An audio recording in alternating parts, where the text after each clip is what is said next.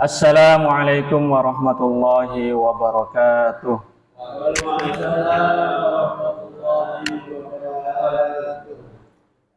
Alhamdulillah, alhamdulillahilladzi manna alaina bi ni'matil aulad wa fataha lana min asbabil hidayah kullu bab.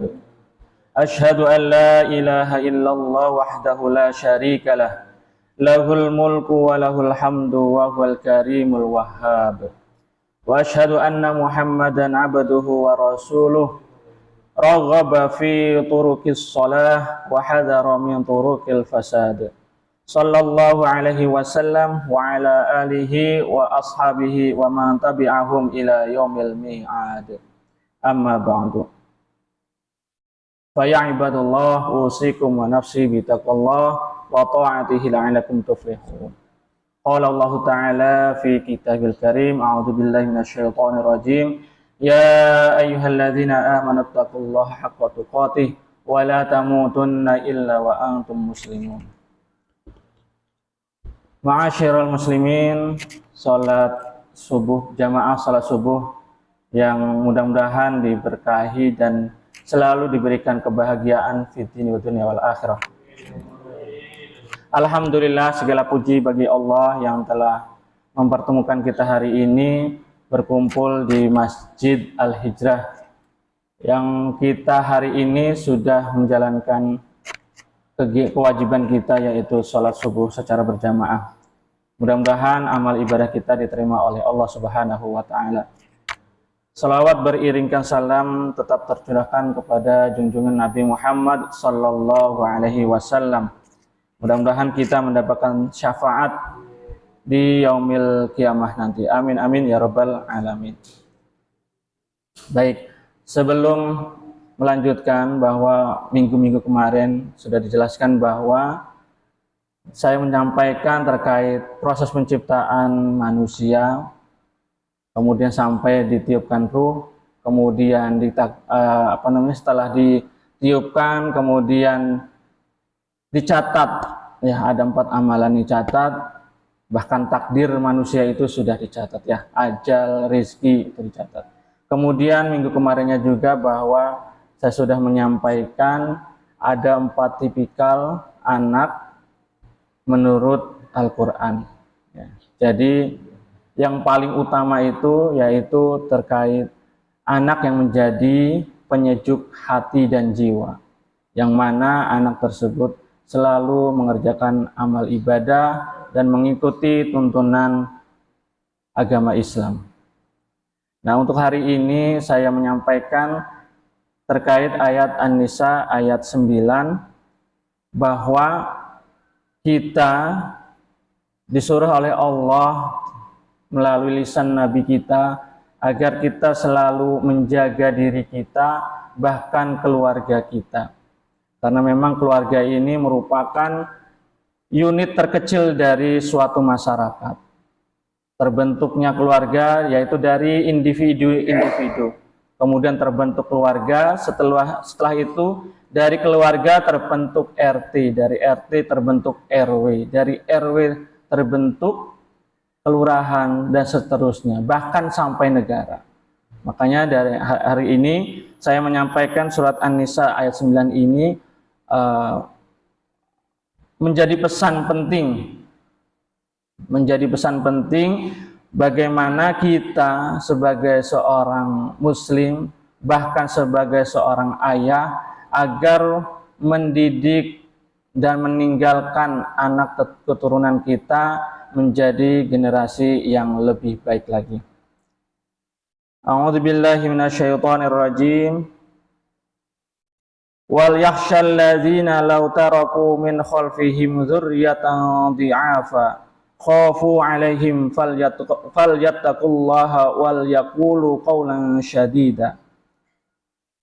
Dan hendaklah takut kepada Allah orang-orang yang seandainya meninggalkan di belakang mereka anak-anak yang lemah, yang mereka khawatir terhadap kesejahteraan mereka. Oleh sebab itu, hendaklah mereka bertakwa kepada Allah dan hendaklah mereka mengucapkan perkataan yang benar. Surat An-Nisa ayat 9. dari ayat yang saya bacakan tadi menjadi pesan penting bagi kita sebagai seorang atau orang tua yang saat ini diamanahkan, yaitu anak dan keturunan, untuk meninggalkan, sebelum kita meninggal dunia ini, sebelum meninggalkan dunia yang fana ini, kita diwajibkan untuk meninggalkan generasi yang lebih baik, yang kuat. Jangan sampai menciptakan generasi yang lemah. Karena memang generasi kita ini ya sebagai pejuang-pejuang untuk memperjuangkan agama Islam, mensyiarkan agama Islam. Dalam ayat tersebut dikatakan bahwa jangan sampai meninggalkan anak-anak yang lemah. Dari beberapa sumber yang saya baca bahwa memang apa sih yang harus ditekankan untuk anak dan keturunan kita yang wajib kita berikan agar supaya menjadi generasi yang lebih baik. Yaitu yang pertama terkait lemahnya dalam ibadah. Jadi yang kita diwajibkan untuk memberikan bimbingan, memberikan pelajaran kepada anak kita terkait ibadah, terutama ibadah kesehariannya, kewajiban secara individu, yaitu ngaji, sholat, puasa, zakat, dan sebagainya. Dan ini harus kita berikan tuntunan ini agar menjadi anak-anak kita selalu beribadah kepada Allah Subhanahu wa taala. Jangan sampai kita seorang orang tua meninggalkan anak kita dengan tidak mengerjakan sholat, tidak mengerjakan puasa dan sebagainya. Makanya kita yang memiliki anak ini, terutama TK dan SD, ya, tingkatan TK dan SD, wajib kita menekankan soal pentingnya ibadah. Kalau tidak pada usia dini TK dan SD, ya, kemudian dibebaskan begitu saja, maka selanjutnya di SMP, SMA dan sebagainya, dia tidak akan punya bekal pentingnya ibadah. Maka mereka sering melalaikan sholatnya. Maka kemarin-kemarin saya tanya kepada murid-murid saya, banyak sekali yang mohon maaf banget jarang sholat subuh terutama. Ya kenapa? Karena mungkin di keluarganya tidak ditekankan pentingnya bangun pagi dan sholat subuh. Ya harusnya kan kalau tidak sholat ya kitanya harus betul-betul mewajibkan. Bahkan kalau memang tidak mau ya diseborkan gitu ya. Bahkan ya, kalau seandainya tidak mau juga kita boleh memukulnya seperti itu. Jadi jangan sampai generasi kita selanjutnya ini akan meninggalkan dan menyia-nyiakan ibadah sholat. Dan bahkan lebih parahnya lagi mempertaruhkan hawa nafsu. Karena Allah menyinggung di dalam firman-Nya, A'udzubillahi minasyaitonirrajim, fa khalafa min ba'dihim khalfun adha'us salata wattaba'us syahawat fasawfa yalqauna ghayya. Kemudian datanglah setelah mereka generasi pengganti yang mengabaikan salat dan mengikuti hawa nafsu. Mereka kelak akan tersesat. Surat Maryam ayat 59. Maka ini sudah disinggung oleh Allah bahwa jangan sampai kita meninggalkan generasi yang mengabaikan sholat bahkan mengikuti hawa nafsu. Ini poin yang pertama, jangan sampai generasi kita lemah dalam ibadah. Kemudian poin yang selanjutnya, jangan tinggalkan generasi yang lemah akidah, ketauhidan kepada Allah Subhanahu wa taala. Apalagi zaman sekarang, teknologi yang luar biasa, ya. Informasi itu bisa cepat kita dapatkan. Bahkan naudzubillah min dzalik, ada yang orang tua membebaskan anaknya dengan dalih sayang, membelikan handphone setiap anaknya masing-masing di keluarganya, tanpa pengawasan, tanpa arahan, tanpa bimbingan, dibebaskan begitu saja. Padahal ibarat orang tua memberikan bara api kepada anaknya. Harusnya jika memang seperti itu, ya silahkan, tapi harus diarahkan dengan hal-hal yang positif dan membimbing agar jangan sampai anak-anak kita yang memegang handphone ini untuk melakukan hal-hal yang negatif. Nah, ini akidah yang jangan sampai meninggalkan generasi yang lemah akidahnya. Bahkan mohon maaf nih, orang tua dengan bangganya sudah mengizinkan anaknya berpacaran. Alhamdulillah. Kalau anaknya yang sudah SMP, yang masuk nih remaja, diperbolehkan, maka dia akan berdalih, ya, dibimbing oleh gurunya di sekolah, tetapi mereka berpacaran, kemudian berdalihnya begitu. Lah orang tua saya juga udah mengizinkan, lah orang tua saya juga udah tahu. Nah ini repot. Ya. Jadi jangan sampai orang tua mengizinkan hal-hal yang tidak baik. Tetaplah dilarang sekuat mungkin, jangan sampai hal itu terjadi. Kemudian poin yang selanjutnya yaitu jangan sampai meninggalkan generasi lemah di bidang ilmu. Maka wajib bagi orang tua, berikanlah warisan yang paling baik itu, yaitu warisan ilmu. Ya, untuk warisan harta ya mungkin kesekian kalinya ya, nanti ada poin yang keempat. Jadi yang wajib itu warisan ilmu, karena ilmu ini yang akan menjaga dirinya dan keluarganya. Kalau kita tidak bisa memberikan ilmu pengetahuan yang baik kepada anak-anak kita, turun kita, maka wajib kita memilihkan tempat-tempat ibadah, tempat-tempat pendidikan yang baik, guru yang terbaik. Ya, jangan sampai nyari sekolahan sesuai dengan anaknya, keinginan anaknya. Padahal keinginan anak itu ya keinginan temannya, mengikut temannya, alasannya mengikut yang lainnya. Dia belum bisa berpikir mana yang lebih baik untuk dia. Makanya orang tua wajib memberikan warisan, yaitu ilmu pengetahuan. Karena seperti yang disampaikan oleh Sayyidina Imam Syafi'i, bahwa man arada dunya fa'alaihi bil ilmi wa man aradal akhirah fa'alaihi bil ilmi wa man aradahuma fa'alaihi bil ilmi. Jika ingin menginginkan kehidupan dunia beserta isi-isinya, maka wajib baginya dia berilmu. Dan barang siapa ia menginginkan kehidupan yang lebih baik di akhirat, juga dengan ilmu. Namun jika ingin kedua-duanya juga, membutuhkan wajib baginya berilmu. Maka jangan sampai kita meninggalkan anak keturunan kita menjadi orang-orang yang lemah dalam intelektualnya. Jangan sampai juga dibodohi oleh orang-orang lain. Makanya wajib, pemerintah kan mewajibkan untuk sekolah 9 tahun ya, 9 tahun atau 12 kan gitu ya, 9 tahun. Ini wajibnya seperti itu, bisa baca, tulis, bahkan yang paling utama yaitu baca Al-Quran.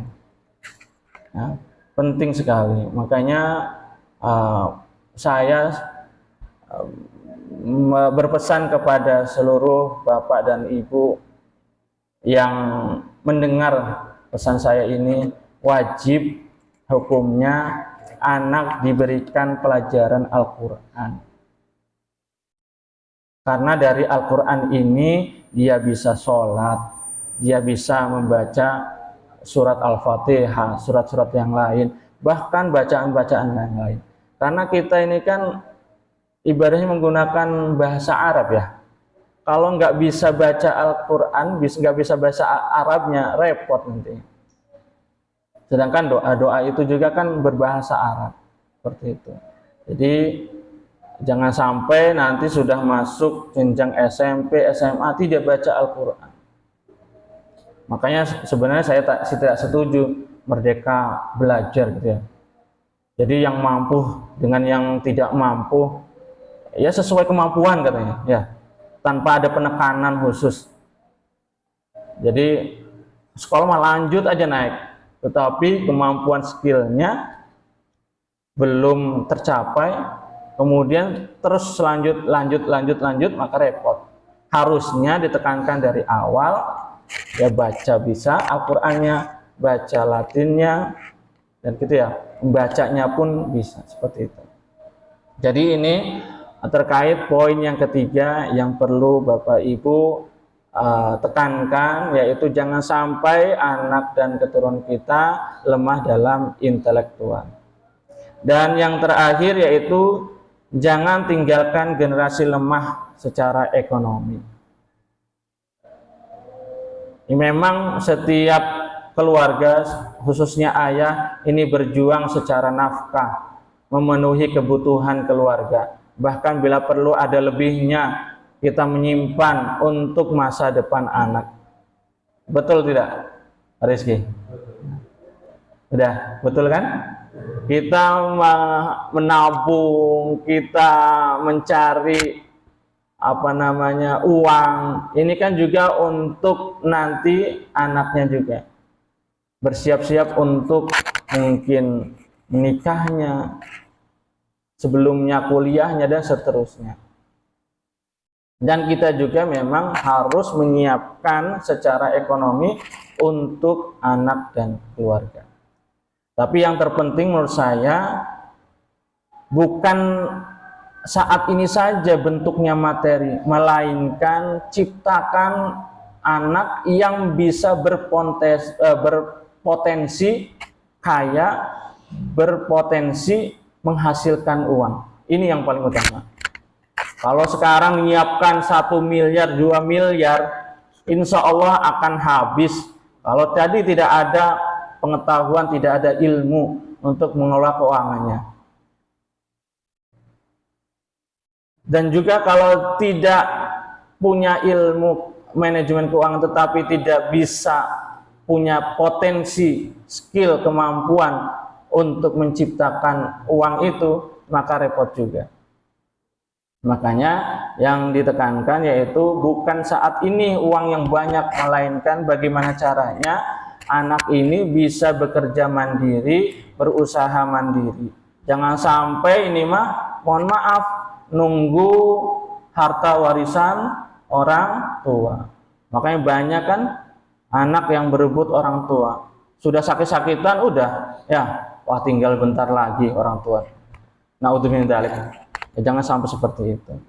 Jangan nunggu orang tua meninggal dulu baru berebut harta. Bahkan masih hidup pun, karena orang tuanya banyak, sawahnya banyak, ya, rumahnya banyak, sudah meminta jatah duluan. Naudzubillah min dzalik, ya Allah.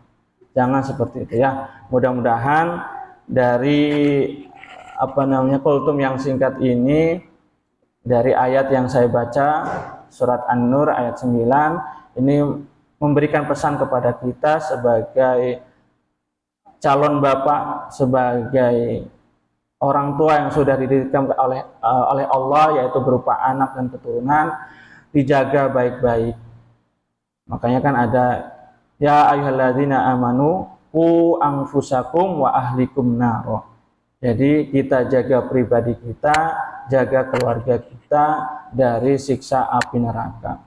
Nah, ini poin penting yang perlu Bapak Ibu dan kita semuanya, khususnya pribadi saya, untuk selalu mengingat dan menekankan kita agar jangan sampai meninggalkan generasi yang lemah. Lemah secara akidah, lemah secara ibadah, lemah secara intelektual, dan yang terakhir lemah secara ekonomi, finansial. Mungkin itu dari saya. Mohon maaf bila ada kalimat atau kata-kata yang tidak berkenan. Mudah-mudahan Allah selalu memberikan petunjuk dan hidayah kepada kita dan memberikan kekuatan kepada kita agar kita mampu mengerjakan segala sesuatu kewajiban bagi diri kita masing-masing. Ala hadhihi niyah wa ala kulli niyatin sholihah. Al-Fatihah. A'udzu billahi minasyaitonir rajim. Bismillahirrahmanirrahim. Alhamdulillahi rabbil alamin arrahmanir rahim maliki yaumiddin. Iyyaka na'budu wa iyyaka nasta'in ihdinas siratal mustaqim. Siratal ladzina an'amta 'alaihim ghairil maghdubi 'alaihim waladdallin. Amin. Allahumma shalli 'ala sayyidina Muhammadin fil awwalin wal akhirin. Wa barik wa sallim wa radiyallahu tabaraka wa ta'ala an kulli sahabati rasulillahi ajma'in. Amin amin amin. Alhamdulillahi rabbil alamin. Hamdan syakirin, hamdan na'imin, hamdan yuwafi ni'amahu wa yukafi mazidah. Ya Rabbana lakal hamdu kama yanbaghi li jalali wajhikal karimi wa 'azimi sultanik. Allahumma inna nas'aluka salamatan fid din wa afiyatan fil jasad wa sihhatan fil badan wa ziyadatan fil ilmi wa barakatan fil rizqi wa taubatan qabla al maut wa rahmatan 'indal maut wa maghfiratan ba'dal maut. Allahumma hawwin 'alaina fi sakratil maut wan najata minan nar wal 'afwa 'indal hisab. Allahumma tawil umurana ma'al a'mali salihah wa sahih ajasadana wa nawwir qulubana wa sabit imanana wa ahsin akhlaqana wa wasi' arzaqana wa ilal khairi qarribana wa minasyarri ba'idana wa qadhi hawaijana fid dini wa dunya wal akhirah innaka ala kulli syai'in qadir. Allahumma arina haqqa haqqan warzuqna ittiba'ah wa arina batila batila warzuqna ijtinabah. Rabbana zalamna anfusana wa illam taghfir lana wa tarhamna lanakunanna minal khasirin. Rabbana hab lana min azwajina wa dhurriyyatina qurrata a'yun waj'alna lil muttaqina imama. Rabbana ya Allah atina fid dunya hasanah wa fil akhirati hasanah wa qina azabannar. Bi fadlika subhana rabbika rabbil izzati amma yasifun wa salamun alal mursalin walhamdulillahi rabbil alamin. Akhir kalam. Assalamualaikum warahmatullahi wabarakatuh. Waalaikumsalam warahmatullahi wabarakatuh.